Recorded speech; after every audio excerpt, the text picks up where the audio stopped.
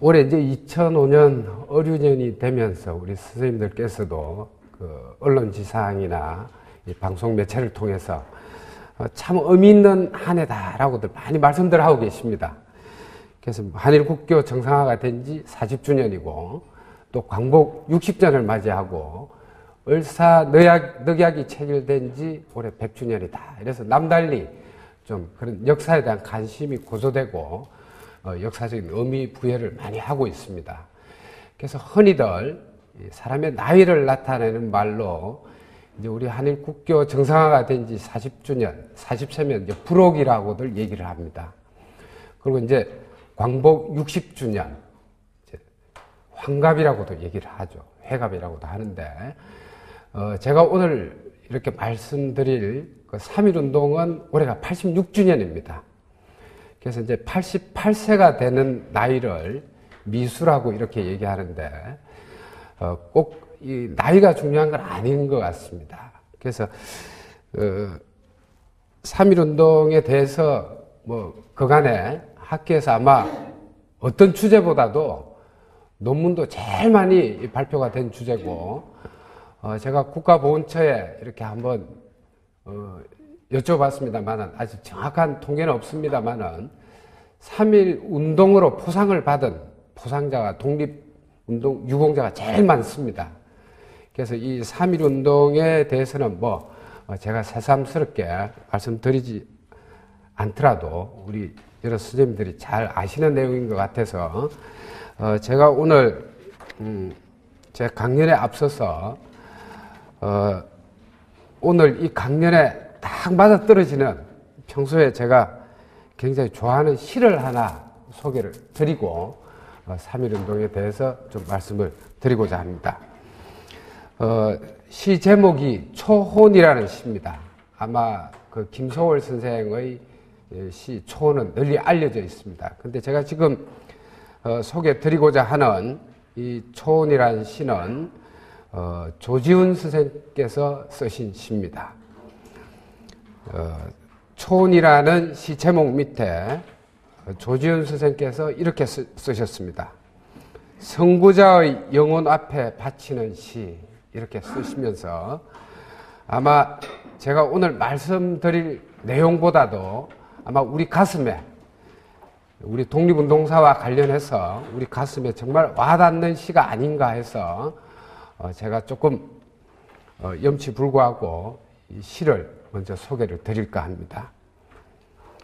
이 누리 모두 다 잠잘 때 홀로 일어나 횃불 들고 가시밭길 더듬어 피 흘리고 간 선구자여, 드높아 가는 하늘 및 환호의 물결 속에서 내 고요히 머리 숙이고 그대들 영을 부르노라. 비바람 지둥치는 광막한 벌판에서, 아 캄캄한 철장 안에서 결애여 일어나라, 목이 터지도록 마지막 힘을 다하여 외치던 소리 아직도 귓가에 들리노라. 제 고장 안에서 나라를 잃고 뼈에 사무치는 원한 속에 이를 갈며 조국이여 결애여란 말만 들어도 우리들 가슴에 눈물이 맺히더니, 이 백성 깨어나 소리치는 마당에 서성이여 선구자여 그대 홀로 어dim에 누워 계시기에 평생에 두 번 없을 이런 명절을 우리 다 함께 얼싸안고 감격의 통곡을 나누지 못하는가. 그대들 오늘의 기쁨의 틀을 닦노라. 가시밭길 위에 뿌린 핏방울 살아서 점점이 꽃이 피노니, 아 거룩한 어리여 육신은 가도 이 결애의 가슴에 길이 사오리. 하늘에 떠도는 외로운 넋이여 이제 고국에 돌아와 포근히 안기시라. 말없는 즐거움과 자랑하지 않는 공을 우러러 우리 경건한 마음으로 고개 숙이고 그대들 영을 부르노라. 이런 내용의 시입니다. 그래서 저는 독립운동사를 공부하면서 참 많은 생각을 해봅니다. 요즘 그 언론지상에서 독립운동사 연구자로서 참 어이없는 그런 보도기사를 보면서 제가 여태까지 공부해온 것을 좀 반성해보기도 하고 했습니다만, 그런 시간을 갖기도 했습니다만은, 제가 독립운동사를 공부하면서 그 당시를 사셨던, 그 시대를 사셨던 우리 애국지사나 선열들은 그 당시를 이렇게 해고하고 계십니다. 마치 창살 없는 감옥과 같은 생활이었다. 저는 다행인지 모릅니다만은, 제가 근무하고 있는 연구소에서 독립운동 유적지 조사, 자료 수집 이런 걸 제가 맡은 업무 중에 하나입니다. 그래서 중국하고 수교가 되기 이전에 중국이란 땅을 밟아봤고 러시아도 자료 조사를 위해서 많이 가봤습니다. 그래서 현장을 가보고 그분들한테 뭐 10분의 1, 100분의 1도 못 미치겠습니다만은 좀 다른 연구자와는 달리 조금 느낀 점이 많이 있었습니다. 그래서 오늘 그 제가 3.1운동에 대해서 이제 제가 서론은 요 정도 말씀드리고 좀 말씀을 드리도록 하겠습니다. 저는 독립기념관에 이렇게 이제 손님이 오실 때 전시관을 가끔 안내할 때가 있습니다. 앞으로 이제 이 자리에 계신 선생님들이 만약에 오시면 연락 주시면 제가 꼭 안내를 해드리도록 하겠습니다. 그래서 뭔가 하면 참 우리 의미 부여와 역사 인식이 참 중요하다. 저도 외람된 말씀입니다만은 제가 75년도에 대학의 사학과에 입학을 했습니다. 그래서 부족한 게 많지만은 상당히 오랫동안 이 독립운동사를 공부하면서 참 역사 공부가 어렵구나 하는 점을 새삼 느끼고 있습니다. 그래서 이 역사에 대한 인식이 얼마나 중요한가라는 걸 참 많이 생각을 해봅니다. 그리고 대학에서도 한 15년 넘게 학생들 강단에 서서 이렇게 강의를 하면서 반은 야단을 칩니다.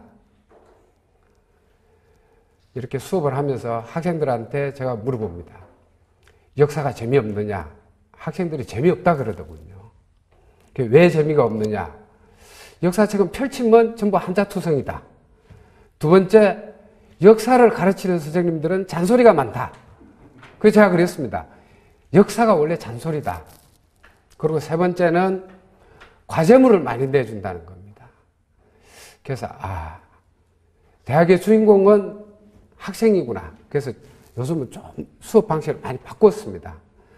될 수 있으면 학생들을 많이 이해하려고 그러고 강의안도 새롭게 뭐 끊임없이 이 독립운동사와 관련된 논문은 1년에 수없이 많은 논문들이 발표됩니다. 물론 그 중에서 제가 뭐 상당 부분 못 읽어보는 논문이 많습니다만은, 그래서 제가 오늘 주제를 좀 외람되게도 새롭게 인식되어야 할 3.1운동이라고 이렇게 감히 붙여봤습니다. 그래서 나름대로 3.1운동에 대해서 열심히 오늘 이제 말씀드릴 내용을 쭉 정리를 했습니다. 그래서 이제 우선 3.1운동에 대해서 말씀드리기 전에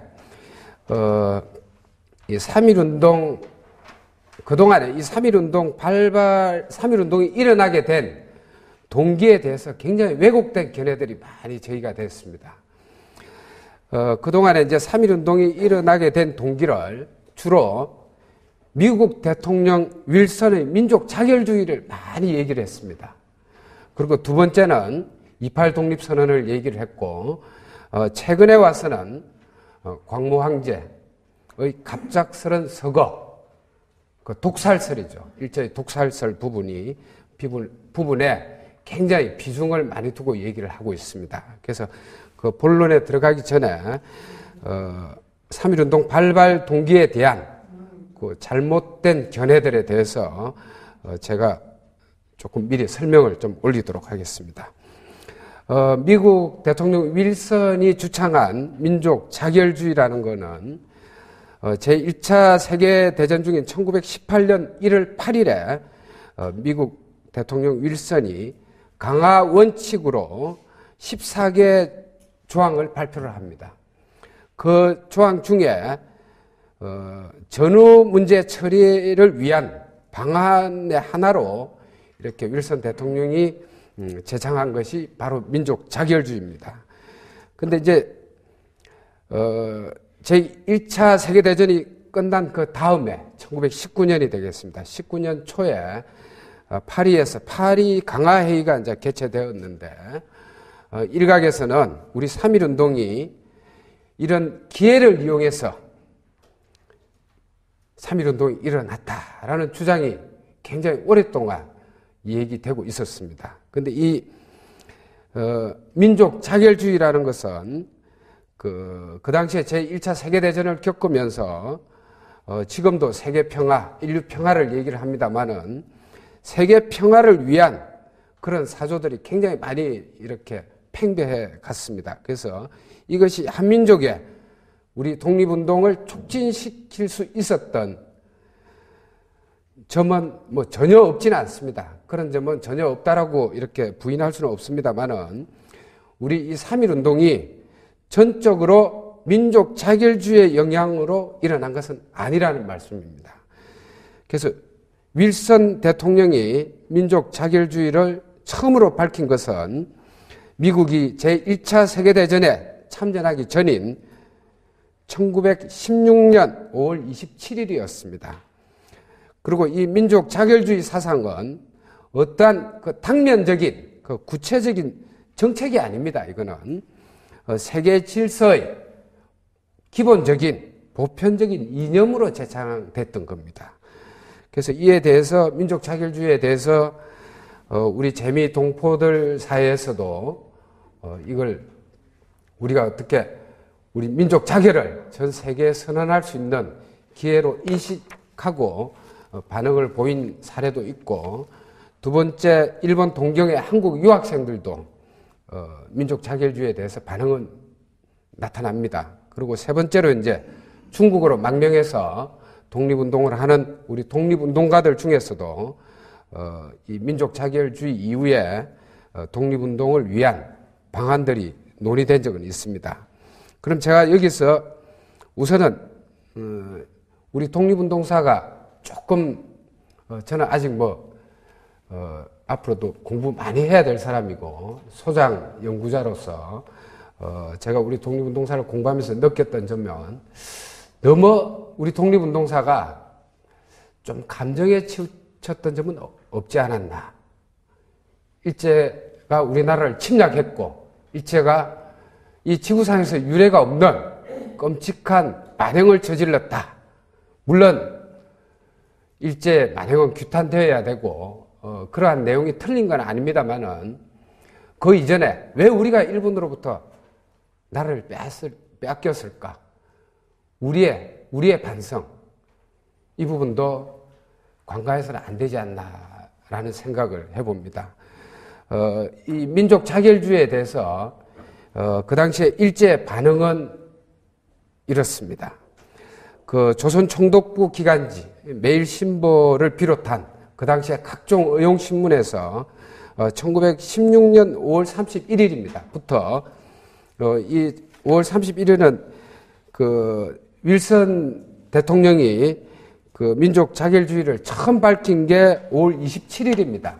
그 바로 직후에 5월 31일 날 그런 기사가 나가기 시작합니다. 그게 이제 1916년 5월 31일자 매일신보에 보면 미국 대통령의 강화 의견이라는 제목으로 기사가 나가기 시작합니다. 그리고 1918년에 와서도 이 민족 자결주의와 관련된 내용들이 몇 차례에 걸쳐서 보도가 됩니다만은 일본 일제는 민족 자결주의라는 용어를 한 번도 사용하지 않습니다. 그 이유는 당연한 거죠. 혹시 우리 민족에게 절대적인 영향을 줘서 독립운동을 일으키지 않을까 염려를 했기 때문입니다. 그러나 이 민족 자결주의라는 이런 세계 사조는 동경 유학생들이나 또 제중 동포들이 활동을 통해서나 또는 한국에 있는 미국 선교사들의 입을 통해서 국내로 이렇게 알려지게 됩니다. 그래서 일제는 1918년 11월 5일자를 기하여 대한매일신보 사설을 통해서 민족 자결주의를 비판을 합니다. 그리고 또 부정을 하는 그런 언론 정책을 바꾸게 됩니다. 그래서 오히려 일제의 이런 왜곡된 정책이 국내 민족 자결주의를 더 알릴 수 있는 그런 결과를 가져왔습니다. 그러자 이제 일제는 의외로 굉장히 당황하게 되는 거죠. 당황해서 민족 자결주의에 대한 철저한 보도관제를 시행을 하죠. 그래서 이 당시에 그 경무총감은 1919년 1월 17일자로 이 민족 자결주의에 대한 보도를 국내 신문에 일체 게재하지 못하게 하고 수입되는 신문에 대해서도 삭제 명령을 내리게 됩니다. 그러나 그 제1차 세계대전이 종전되고 그 파리 강화회의가 열리는 이런 국제 정세를 이용해서 우리 민족의 자결권을 국내에 호소하지 않을 수 없다라는 그런 인식을 가지고 우리 3.1 독립만세운동이 이제 이렇게 일어나게 됩니다. 자, 두 번째로 이제 3.1 운동이 발발하게 된 원인으로 그 동기로 28 독립선언을 또 얘기를 주장을 하시는 분이 있습니다. 근데 이 28 독립선언은 3.1 운동의 전주곡이었습니다. 물론 6월 8일이니까 분명히 먼저 일어난 역사적인 사건이면 틀림없습니다. 1919년 2월 8일 동경 조선기독교 청년회관이죠. 요즘 뭐 YMCA라고도 얘기를 합니다만은 청년회관에서 조선 청년 독립단 명의로 한국의 독립을 선언을 합니다. 이 선언이 있자 국내외의 한민족은 큰 충격을 받게 되죠. 그러나 이 동경 유학생들이 28 독립선언을 추진을 할 때는 이 28 독립선언에 앞서서 이미 그 국내의 우리 지도층 인사들과 긴밀하게 협의를 가집니다. 그리고 독립선언문 인쇄라든지 활자 또는 그 거사에 필요한 자금을 우리 국내로부터 이렇게 마련해 가서 28 독립선언을 하게 됩니다. 그래서 이 28 독립선언은 3.1 운동과 별개의 어떤 운동이 아니고 3.1 운동의 전주곡으로 추진된 학생 독립운동이었다. 이렇게 말씀을 드릴 수 있습니다. 자, 세 번째가 이제 최근에 와서 많이 이렇게 거론되는 광무황제 독살설입니다. 광무황제가 그 갑작스럽게 이렇게 서거하시게 되는 것은 1919년 1월 22일입니다. 당시에 이 광무황제께서는 덕수궁에 이렇게 기거를 하고 계셨는데 그 당시에 광무황제의 연세가 68세였고 굉장히 건강하셨다 그럽니다. 그래서 제가 이 광무황제 독살설에 대해서 말씀드리기 전에 요즘도 이렇게 덕수궁 앞에 가보면 편액이 있습니다. 편액에 보면 이 건물의 얼굴이라고 할 수 있는데 지금은 이 한수 한자, 한나라 한자를 써서 대한문이라고 되어 있습니다. 원래는 대안문이었습니다. 그래서 이제 편안할 안자를 써 대안문이라고 했는데 요 대안문 편액에 대해서 조금 에피소드도 있고 해서 제가 조금 소개를 드릴까 합니다.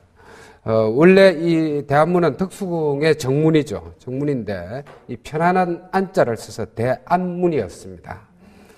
그리고 이제 제가 한 가지 에피소드를 이렇게 소개를 드릴까 하는데 1903년에 그 한 무녀가 이 대안문의 용마루에 밧줄을 묶어서 이렇게 줄을 타고 내려오면서 대한대왕 강천이다. 빨리 임금을 대령시켜라 하고 외치는 굉장히 회개한 일이 일어났다고 합니다. 그리고 그 뒤에 이제 러시아 공사관의 부인이라든지 일본 앞잡이, 부인네들, 배정자 같은 이런 여성들이 이제 서양식 모자, 보닛이라고 하는 서양식 모자를 쓰면서 여기를 많이 드나들기 시작했다 그럽니다. 그래서 그 이후에 이제 이 화재가 일어났습니다. 화재가 일어나고 이제 나서 급기야는 이제 1905년에 을사늑약이 체결되고 말았죠. 그래서 이 같은 흉사가 자꾸 일어나자 이제 화재 이후에 복원을 하면서 궁궐의 문, 이 편액을 이름을 바꾸게 됩니다. 한수 한자, 한나라 한자로 바꾸는데 뭐 여기 여성분들이 몇 분 계시집니다만은 오해는 하시지 말고 제가 그냥 에피소드로 소개해 드리는 말씀이니까 이해해 주시기 바랍니다. 원래 이 편안한 안자를 보면 여자가 갓을 쓴 모습이다. 그래서 화재로 소실된 정문을 새로 세울 때 이 안자를 한자로 바꿨다라는 뭐 그런 설이 있습니다만은 그 밖에 이제 광무 황제가 대한제국을 중국처럼 큰 나라로 만들겠다라는 소망을 담아서 한나라 한수 한자를 썼다라는 설도 있습니다. 근데 이제 일제의 이제 에피소드가 하나 있는데, 이 한수 한자, 한나라 한자를 옥편을 찾아보면 사나이라는 뜻도 있습니다. 그래서, 큰 놈이 사는 곳의 문, 뭐 이렇게 해서, 한나라 한자로, 사나이 한자로 해서 한자로 바꿨다라는 그런 에피소드가 있습니다만은, 이 대안문에서 대한문으로 이렇게 편액을 바꿔가면서 바꿨습니다만은 그 뒤에 뭐 1910년에 우리는 경술 국치를 당했고 나라를 일제 뺏기고 말았습니다만은 그 당시에 이제 대한문이라는 편액은 지금도 그대로 편액이 걸려 있습니다만은 요즘으로 치면 아마 서울시장에 해당될 겁니다. 한성 판윤으로 있던 남정철이 쓴 글씨라고 합니다. 그 다음에 일제의 광무황제 독살설에 대해서 제가 말씀을 드리겠습니다. 일제는 우리 민족의 어떤 독립운동이나 민족 자결권이 국외에 이렇게 많이 전파되고 이렇게 호소되는 것을 막기 위해서 파리 강화회의에 이런 내용의 신빙서를 보내려고 음모를 꾸몄다는 겁니다. 요즘 소위 말하는 그 식민지 근대화론이죠. 일제가 우리나라를 잘 살게 해줬다. 식민 통치를 하면서 그런 내용의 이제 신빙서를 이제 파리 강화회의에 보내기 위해서 그 당시에 이제 친일파들 이완용, 뭐 윤덕영, 조중웅 이런 분들 대표를 가칭하에 이래 서명하게 하고 그다음에 광무 황제가 이를 비준하게 해서 파리로 보내려고 그랬습니다. 근데 그 계획이 이제 실패로 돌아가죠. 이제 실패로 돌아감으로써 그 당시에 이제 그 윤덕영이라는 분하고 한상학이라는 분, 이 한상학이라는 분은 그 당시에 전이었습니다. 근데 그 당시에 고종 황제께서 밤참으로 그 식혜를 즐겨 드셨다 그럽니다. 이제 식혜에다가 독약을 넣어서 독살을 했다. 그리고 이제 두 사람의 궁녀를 시켰는데 그 궁녀마저도 독약으로 독살을 하고 그 비밀이 세간에 흘러나가지 않도록 철저하게 비밀로 하도록 했다는 겁니다. 근데 그 당시에 이제 그 고종 황제가 급서한 1월 22일 날 그 당시에 이제 윤덕영, 윤태경 이런 분들이 귀족들을 궁궐로 소집해서 회의를 열었습니다. 그래서 광무 황제가 서거하게 된 것은 일제가 시해한 것이 아니라는 그 문서를 조작해서 이렇게 서명을 받으려다가 박영효, 뭐 이재환 이런 분들의 반박으로 흐지부지 되고 말았습니다. 그래서 그 당시에 그 의식위원으로 고종 황제 그 어체를 이렇게 염습하신 두 분, 민영기, 홍공섭이라는 분이 광무 황제의 시신을 보고 너무 빨리 문드러지는 광무 황제의 시신을 보고 참 이상하게 여겼다. 그래서 이제 고종 황제 독살설에 대한 얘기가 나옵니다만은 그러면 당시의 지식인들은 우리 이 광무 황제의 서거를 어떻게 받아들였는가? 이제 몇 가지 설이 있습니다. 첫 번째 설은 그 당시에 영친왕과 이방자 여사의 결혼을 앞두고 광무 황제가 자결하였다. 이런 얘기가 있었습니다. 근데 원래 영친왕과 이방자 여사의 혼례식이 1월 25일로 예정이 돼 있었습니다. 그래서 이제 일제는 이 광무 황제의 급서한 사실을 발표하지 않고 숨기는 거죠.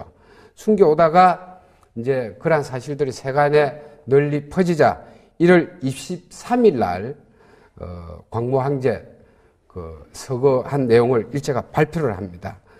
그런데 이걸로 인해서 그 영친왕과 이방자 여사의 결혼식은 그 다음 해 4월 28일로 이제 불가피하게 연기가 되죠. 그래서 두 번째 이제 일본 당국의 발표를 보면 1월 23일 날 이렇게 발표를 했습니다. 오늘 상후 3시에 광무 황제가 내일혈로 급서하였다. 이렇게 발표를 했습니다. 그리고 이제 세 번째는 이러한 사실들을 뒷받침해서 대다수의 많은 사람들은 광무 황제가 일제 사주에서 독살되었다고 믿었습니다. 그러면 그 당시에 그 광무 황제가 독살됐을 그 가능성에 대해서 국제 정세와 국내 상황을 종합해서 몇 가지 말씀을 드리도록 하겠습니다. 첫 번째는 제1차 세계대전 종전 후에 약소국 독립운동 분위기가 막 고조된다는 얘기죠.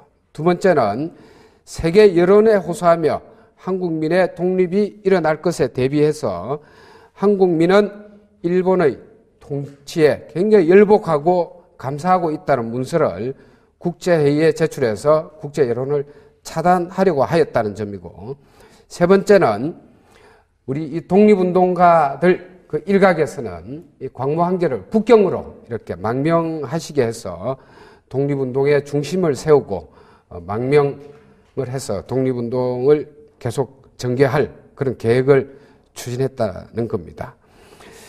그 다음으로 제가 물론 이 광무 황제 독살설에 대해서 명확하게 뭐 밝혀진 건 없습니다만은 명성황후 시해 사건도 마찬가지입니다만은 아마 이것도 한번 역사적으로 꼭 밝혀봐야 될 그런 사건 중에 하나라고 생각합니다. 그래서 분명히 이 광무 황제의 이 갑작스러운 이 서거가 일제 식민 통치하에서 신음하던 우리 민족의 항일 감정은 굉장히 고조시켰고 독립운동을 이렇게 격렬하게 만드는 한 요인이었으면 틀림없다고 생각합니다. 그리고 이제 광무 황제에 대한 평가가 굉장히 양극단을 달리고 있습니다. 그래서 이 광무 황제 평가에 대한 내용을 조금 소개를 할까 합니다. 물론 그 나라 빼앗긴 망국의 책임은 광무 황제에게 있다라고도 볼 수 있습니다. 이제 그런 평도 있습니다만은 당시에 광무 황제는 그 이해력이 굉장히 넓었고 국제 정세에 상당히 관심을 가지고 정통했다고 합니다. 다만 이제 시대 상황이 굉장히 불리하게 돌아가서 망국에 이르게 되었다라는 주장도 있는데 광무 황제에 대한 이 무능의 부정적인 이미지는 그 일제의 조작에 의해서 형성됐다라고 저는 그렇게 생각을 하고 있습니다. 왜냐하면 그 일제가 한국을 병탄하게 된 그러한 사실을 정당화하기 위해서 대한제국의 황제는 무능한 황제로 만들어야 되고 일본이 조선을 근대화시키기 위해서 병탄하였다는 명분을 세우기 위해서입니다.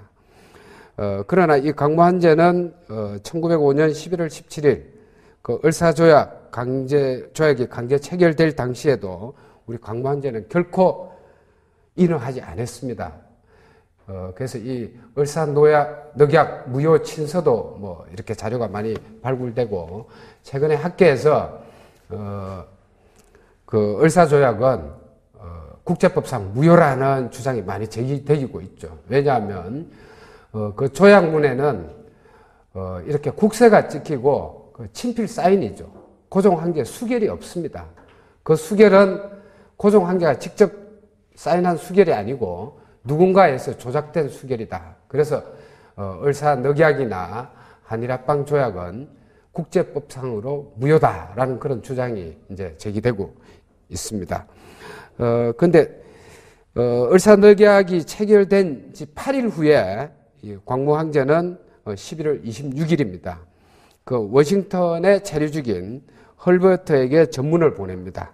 을사늑약은 일제의 강압하에 불법적으로 체결된 조약으로 무효다라는 선언을 하게 되고 1906년 1월 29일에는 을사조약 무효선언 그 친서를 그 당시에 영국 런던에 트리뷴 신문사 그 특판으로 와 있는 더글라스 스토리라는 분한테 을사늑약 무효 친서를 이렇게 전달해서 국제사회에서 여론을 환기시키고 외교 항쟁을 벌이게 됩니다.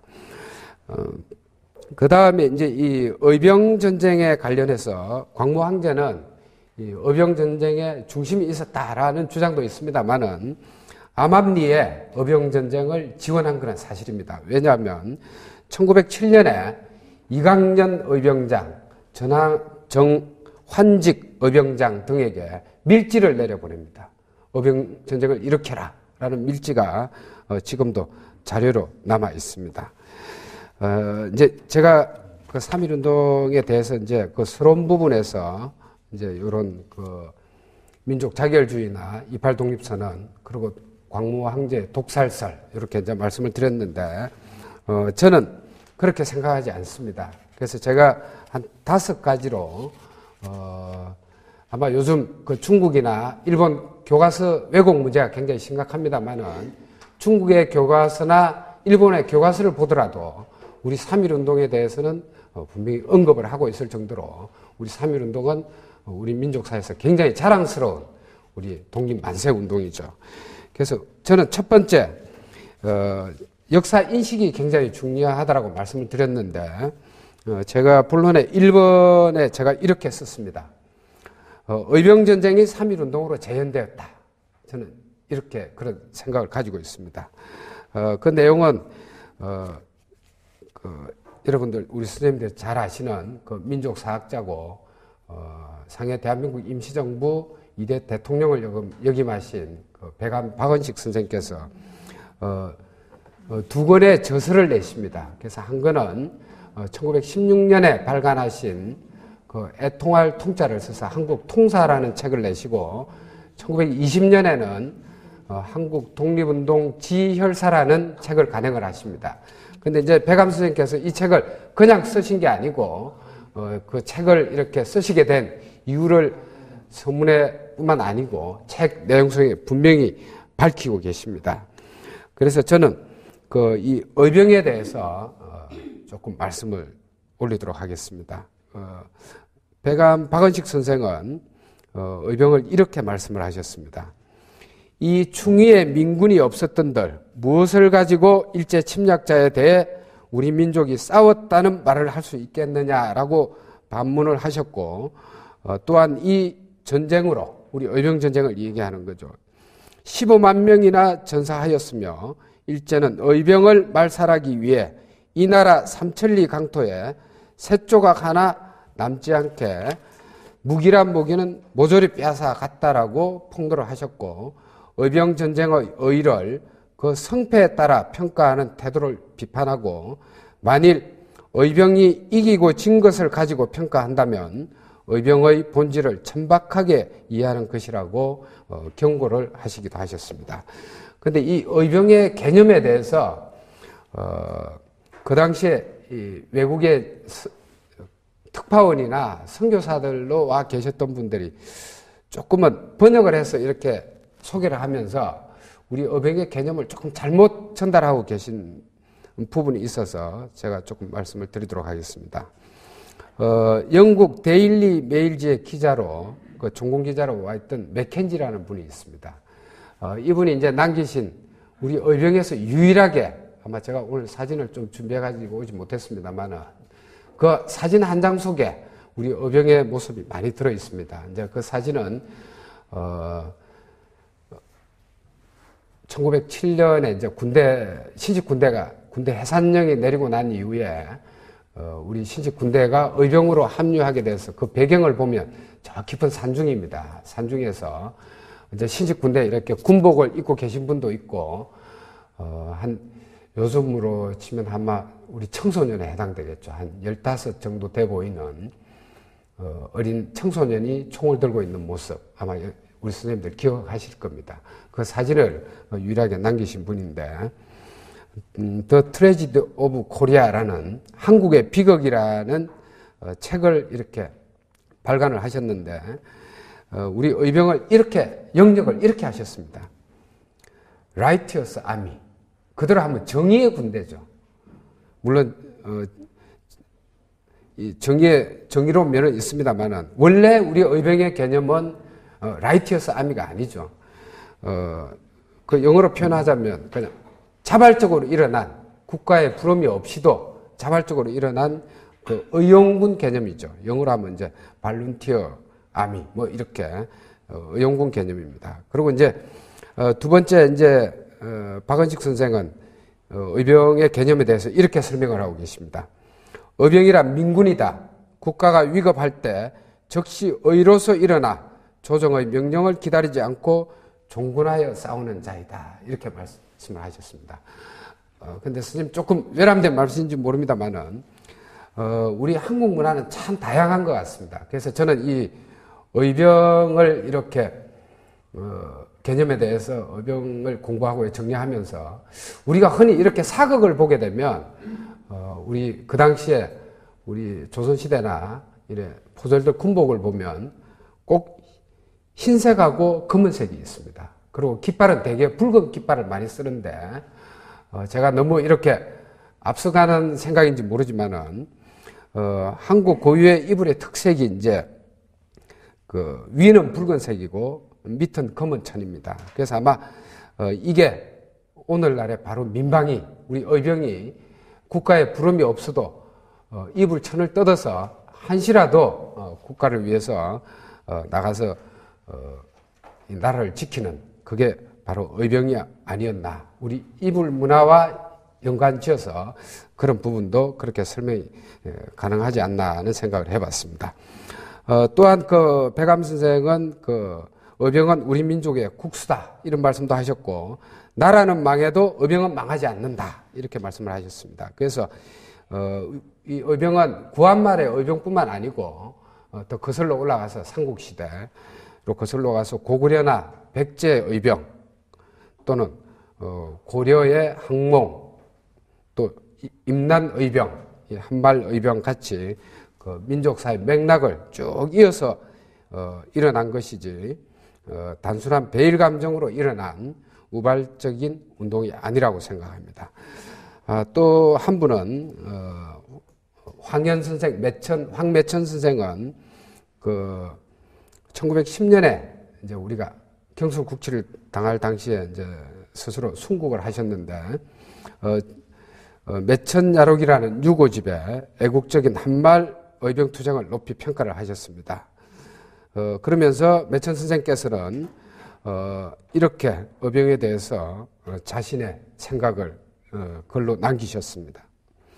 일찍이 나라를 위해 공을 세운 바도 없고 충성한 바도 없는 내가 스스로 목숨을 끊을 뿐 생전에 한번 의병을 일으키지 못한 것을 부끄럽게 생각한다라는 글을 남기셨습니다. 자, 두 번째 이제 박은식 선생의 저서 중에서 한국 독립운동 지혈사라는 이 선생의 저서는 3.1운동과 아주 밀접한 관련이 있는 저서입니다. 박은식 선생께서는 한국 독립운동 지혈사 서문에 이렇게 쓰고 계십니다. 일제가 3.1운동이 일어나게 된 배경을 어처구니 없이 왜곡 보도하고 있기 때문에 그 일제 침략자들의 논리를 반박하기 위해서 한국 독립운동 지혈사를 집필을 하셨습니다. 즉, 그 일제가 3.1운동을 구미 열강의 힘에 의뢰하여 독립을 얻어보려고 한 한민족의 사대주의적 심산에서 나왔다고 왜곡한 데 대한 반박인 것입니다.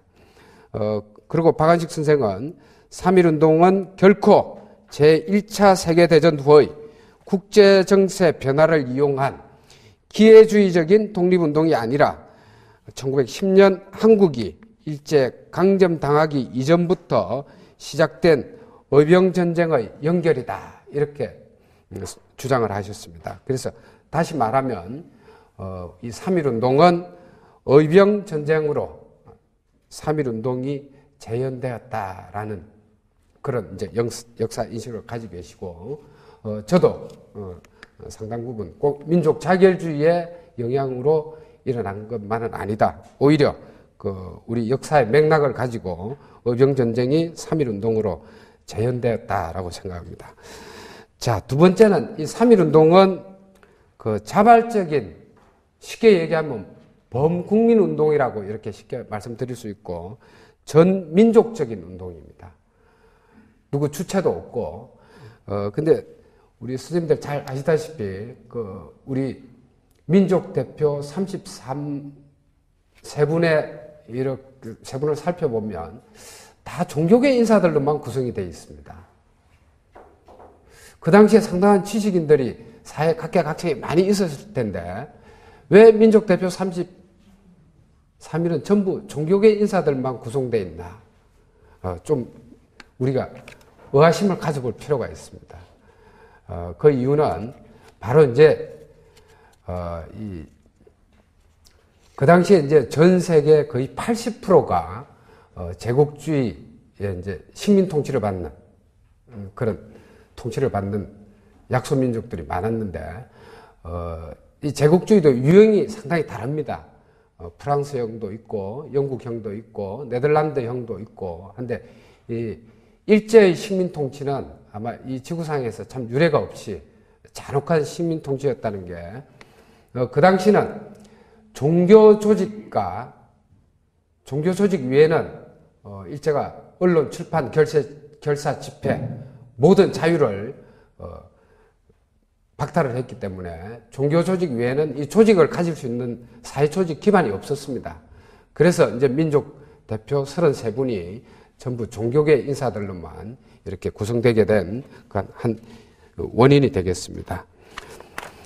자, 원래 저는 이 3.1 운동이 성공할 수 있게 된 첫 번째 요인은 평화적인 비폭력 시위였기 때문에 성공할 수 있었다라고 생각합니다.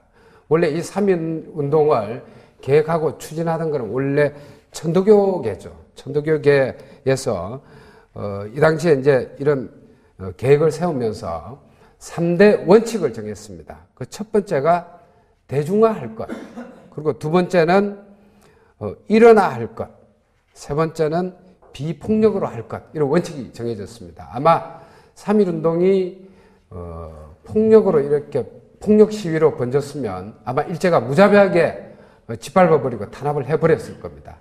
그렇지만은 평화적인 비폭력 만세 시위였기 때문에 3.1 운동이 성공할 수 있지 않았나라고 저는 생각합니다. 그 다음에 이제 이 3.1 운동이 가능할 수 있었던 직접적인 요인을 살펴보도록 하겠습니다. 무엇보다도 첫 번째 말씀드릴 수 있는 부분이 우리 한민족의 강렬한 애국적 전통과 독립의 열망, 이게 첫 번째가 되겠죠. 두 번째는 초기 조직 단계에서의 민족 대연합 전선이 형성될 수 있었다는 겁니다. 그리고 세 번째는 일제의 식민지 헌병 경찰 제도 하에서 무단 통치에 대한 강인한 저항, 이 세 가지를 들 수 있습니다만은 그 외에도 저는 다음과 같은 점에 우리가 주목해 볼 필요가 있다고 생각합니다. 그 3.1 운동에 성공할 수 있었던 요인 중에서 제가 앞에서 말씀드린 그 외에도 이 3.1 운동은 기존 사회 조직, 대개 이 3.1 운동이 장터에서 장날 일어났습니다. 그래서 정기장시라는 사회 조직을 잘 활용하였다는 사실을 들 수 있겠고, 두 번째는 학교 조직을 잘 활용하였다. 그래서 이 종교계 인사들과 학생들이 이렇게 조직적으로 움직였기 때문에 3.1 운동이 성공할 수 있었다라고 생각합니다.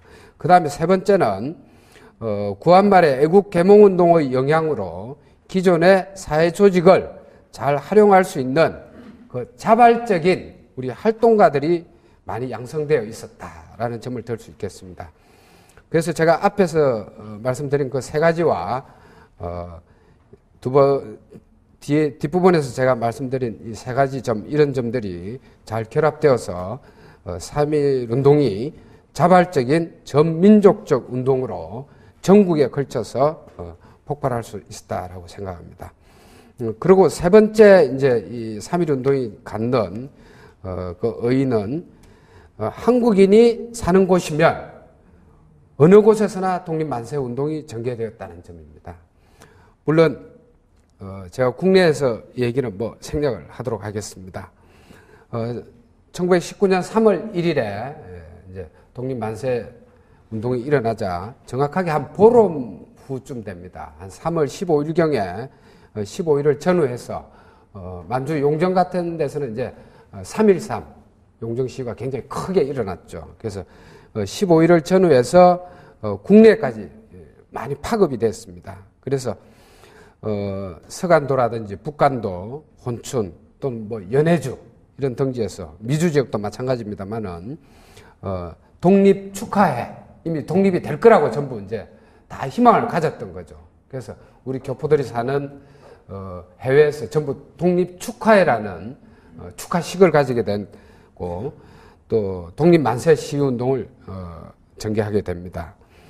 그래서 이제 미주 같은 경우에는 그 3월 15일 대한민국민의 중앙총회에서 미주, 멕시코, 하와이에 거주하는 동포들이 전체 대표회의를 개최하고 4월 14일부터 16일까지 3일간 그 필라델피아 그 미국 독립기념관에서 한인 대회를 개최하고 시가 행진을 벌였죠.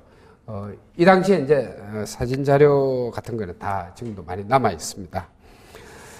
그리고 이제 그 당시에 그 우리 독립 정확한 통계는 물론 뭐 있을 수 없습니다만은 다행스럽게 한국 독립운동 지휘혈사가 이제 우리 측 자료로는 유일하게 찾아볼 수 있는 우리 자료입니다. 그 통계 자료에 보면 1919년 3월부터 5월까지 불과 3개월 동안입니다. 3개월 동안 이 독립시위 상황을 이제 통계가 거기 나와 있습니다. 총 집회 수는 이제 이 통계는 사전에 제가 말씀드릴 부분은 도시에서 일어난 집회만을 계산을 했고 두 번째는 50명 이상이 집회한 그 통계만 이렇게 계산이 되어 있습니다. 그래서 당시에 이제 그 3개월 동안 일어난 그 통계가 집회 수가 1542회, 그리고 참가 인원이 202만 3098명, 그리고 사망자가 7509명, 그리고 부상자가 15961명, 그리고 체포된 사람이 피체자 수가 46,948명, 다음에 교회당이 47개, 학교가 2개, 민가 710호가 불에 탔다라고 이렇게 기록되어 있습니다. 그 당시에 인구를 보면 한 1,700만 정도 됐다고 합니다. 그래서 연 인원으로 계산하면 1,700만 명 중에서 불과 3개월 동안 202만 3천 명이 이제 시위에 참여를 했는데 프로테이지로 환산하면 그 당시 총 인구의 한 8분의 1, 한 12% 정도에 해당되는 많은 사람들이 우리 만세 시위에 가담을 한 것으로 통계가 잡혀 있습니다. 자, 그 네 번째 그 3.1 운동의 의의는 그 3.1 운동의 영향과 민족사적 의의에 대해서 저한테 주어진 시간이 있기 때문에 조금 빨리 말씀드리도록 하겠습니다. 5가지로 이렇게 저는 정리를 해서 선생님들께 설명을 드리고자 하는데, 첫 번째, 이제 3.1 운동의 결과로 1919년 4월 13일 날 상해에서 대한민국 임시정부가 수립됩니다. 그래서 이제 이 대한민국 임시정부가 독립운동의 구심체가 되었고, 입헌 민주공화제가 시작되는 민족사의 획기적인 계기가 마련되었습니다. 아울러 만주 노령등지에서의 단순한 그 비폭력 평화 시위가 아닌 본격적인 무장투쟁을 강화하고 촉진시키게 됩니다. 그래서 이 3.1운동의 영향과 민족사적 의의를 한 5가지로 제가 정리해서 말씀을 드리도록 하겠습니다. 첫째는 한민족의 거적적인 3.1운동은 일제가 1910년 한국을 강점한 후 9년간 자행해온 이 지구상에서 유례가 없는 잔혹한 식민지 무단 통치와 한민족 말살 정책을 근본적으로 붕괴시키고 전 세계 한민족의 자주 독립 의지를 분명히 하였다라는 점을 말씀드릴 수 있겠습니다.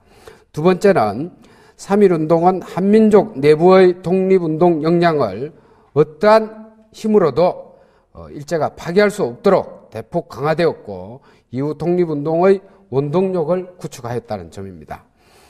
그 당시에 그 1910년대 3.1운동이 일어나기 전에 국내 상황을 보면 이 국내에서 독립운동은 사실상 불가능했습니다. 그래서 비밀 결사단체가 이렇게 운동을 하고 있었는데 거기 제가 이제 소개해드린 독립어군부라든지 대한강복회 등등 그 국내 비밀 결사단체들이 많이 활동을 했습니다만은 급격하게 이렇게 비밀 결사단체들이 분해되고 있는 시점이었습니다. 어떻게 보면 우리 독립운동이 굉장히 국내에서 독립운동이 불가능해지고 굉장히 위기 상황에 봉착할 당시에 3.1운동이 운동으로 인해서 우리 한민족을 회생시키는 계기가 되었다고 생각합니다.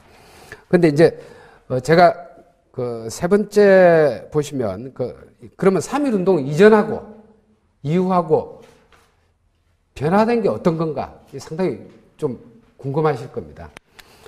근데 크게 변화된 건 없죠. 일제가 소위 이제 문화 통치라고 해서 굉장히 제한적으로 조금씩 이제 이렇게 허용하는 정책을 펴는데 엄밀하게 따지면 달라진 것은 별로 없습니다. 근데 단지 하나 세 번째 이제 제가 말씀드릴 수 있는 부분은 3.1운동의 영향으로 인해서 이제 전부 국외로 망명하게 되시는 거죠. 국내에서 독립운동이 불가능하기 때문에 의병도 전부 중국으로 망명하고 다 망명해서 이제 독립운동을 벌리는데 제가 조금 분량이 많지만은 선생님들께 조금 더 구체적인 자료를 제시하기 위해서 도표를 여기다가 쭉 제가 넣었습니다. 그 도표를 넣은 이유는 말로는 3.1운동 이후에 항일 무장투쟁이 본격화되었다라고 얘기하는데 그러면 독립군 단체가 얼마나 조직이 됐고 어떻게 활동했고 중심 인물은 누구였느냐 실체가 있었느냐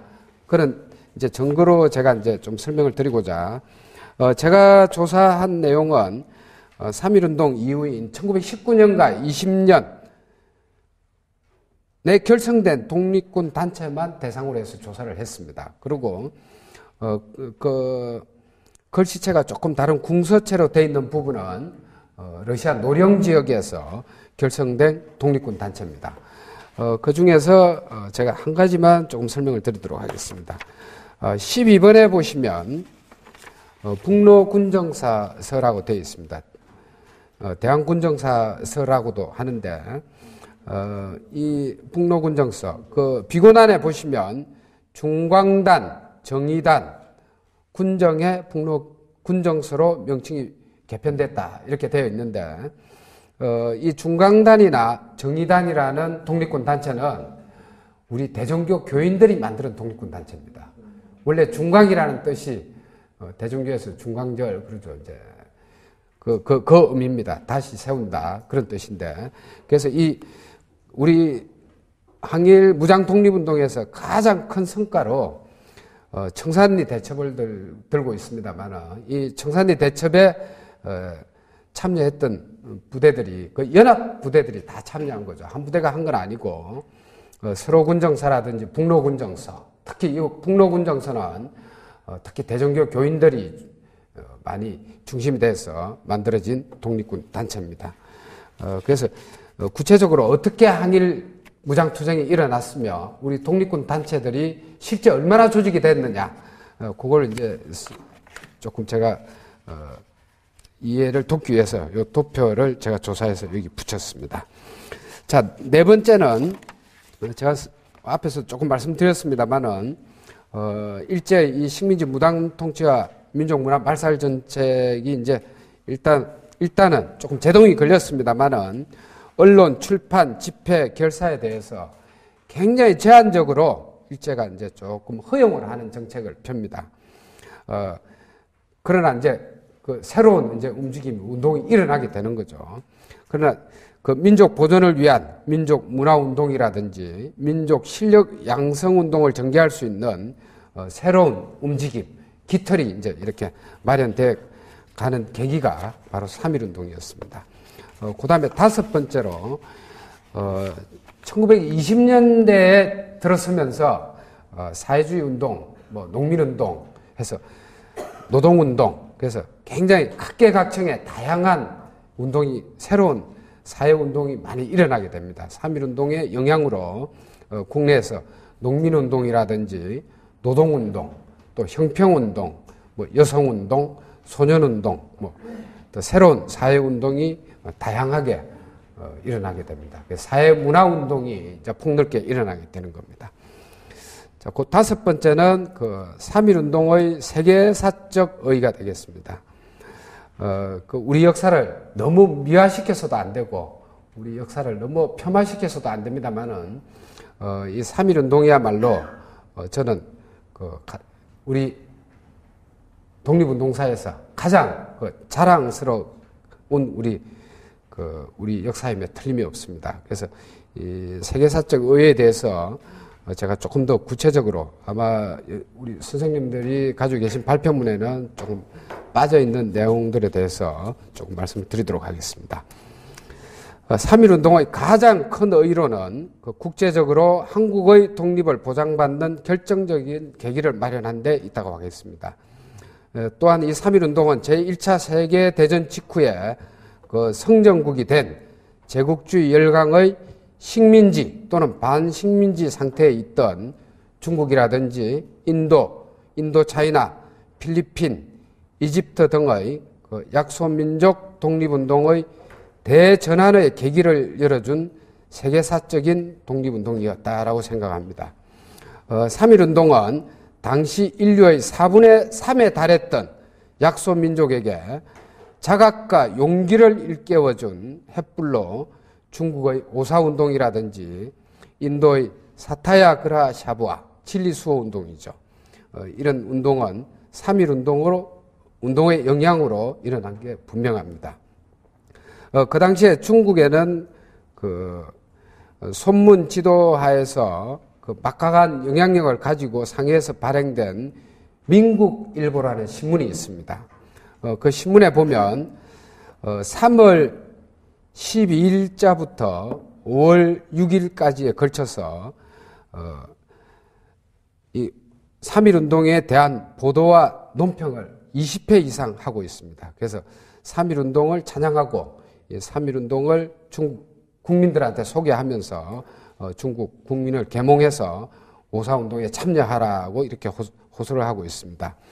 그 당시에 오사운동 당시에 학생 대표로 있던 북경대학의 부사년이라는 학생이 그 3월 10일 날 그 집필을 합니다만은 조선 독립운동 중지 신교육이라는 집필을 합니다. 이 내용을 살펴보면 한국 민족의 3.1 운동은 정신면에서 실로 혁명계의 신기운을 열었다라고 할 수 있는 독립운동으로서 미래의 모든 혁명운동에 대하여 첫 번째, 무기를 갖지 않은 혁명, 두 번째, 불가능한 것을 알고 한 혁명, 세 번째는 순수한 학생혁명의 3대 교훈을 가르쳐 준다라고 지적을 하고 중국 국민들의 걸기를 호소하고 있습니다.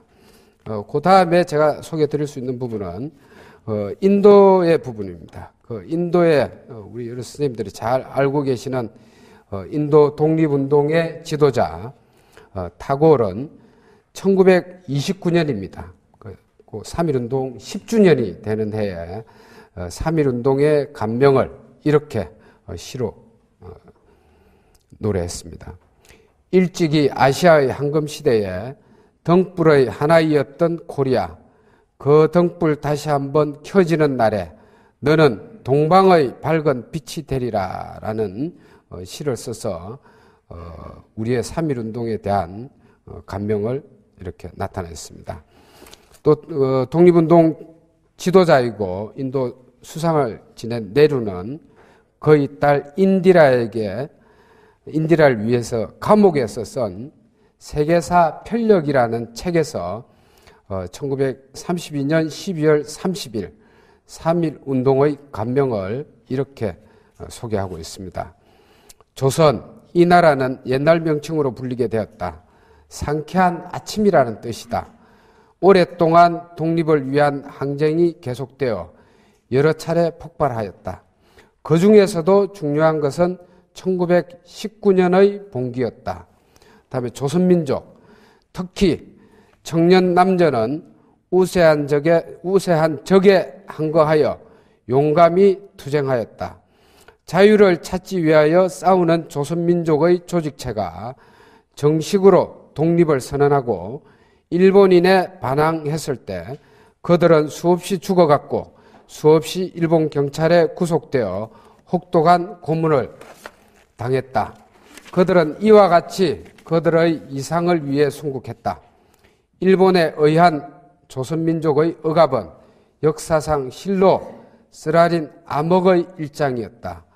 조선에서 흔히 학생의 신분으로 또는 갓 대학을 나온 젊은 여성과 소녀가 투쟁의 중요한 역할을 하고 있다는 것을 듣는다면 너도 틀림없이 감동을 받을 것이다 라고 쓰셨습니다. 제가 이제 쭉 5가지로 3.1운동에 대한 우리 인식을 좀 새롭게 할 필요가 있다라고 이제 조금 두서없이 여러 가지 말씀을 드렸습니다만은 이 3.1운동은 우리 독립운동사 또는 우리 민족사뿐만 아니라 이 세계사에서도 독립된 장으로 다루어야 할 정도로 획기적이고 아주 역사적인 의미가 있는 우리의 자랑스러운 우리 역사임에는 틀림이 없다라는 생각을 가지면서 제가 시간 조절을 조금 잘 못한 것 같습니다. 제가 일단 제 말씀을 여기서 마치고 제가 부족한 점이라든지 우리 여기 여태까지 부족한 제 강의를 이렇게 열심히 들어주신 우리 선생님들 질문을 제가 받도록 하겠습니다. 자, 감사합니다.